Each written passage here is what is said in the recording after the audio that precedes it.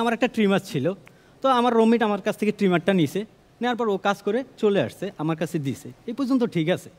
But কিছুক্ষণ পর আমার মনে হইলো হালাত তো দাড়ি মুছ নাই, হালা আমার ট্রিমার দিয়ে কী করলো, একবার নাই তো। ব্যাচেলর ভাষায় কথা বলছি, ব্যাচেলর ভাষায় কথা বললে বাড়িওয়ালা অটোমেটিকলি চলে আসে। আমাদের বাড়িওয়ালা অনেক ভালো, আমার অনেক ভালো। ওনার মেজর দুটো স্ট্রোক হয়েছে। প্রথম স্ট্রোকটা হয়েছে আমরা যখন ওনার দেয়ালে ড্রিল মেশিন দিয়ে ছিদ্র করছি, আর পরের স্ট্রোকটা হয়েছে উনি যখন দেখছে ওই ছিদ্রতে ওনার বেডরুম দেখা যায়।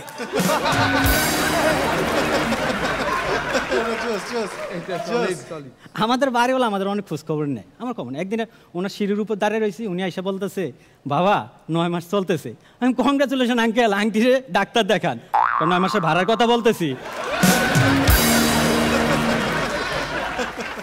আমাদের বাড়িওয়ালা কখনো ডিরেক্টলি আমাদের কাছে ভাড়া চায় না, আমাদের বিভিন্ন ক্লু দেয়। একবার বলতেছে, বাবা একটু এদিকে আসো তো, একটা সংবাদ পড়ছি আমি। আমাকে কী সংবাদ? বলতেছে, দেখো ঠিকমতো ভাড়া না দেয় ভাড়াটিয়াকে মাইর ধরে করে আহত করলেন বাড়িওয়ালা। আমাকে আঙ্কেল খবর আরেকটা হচ্ছে। কই কি? বাড়িওয়ালার মেয়েকে নিয়ে পলাতক ভাড়াটিয়া।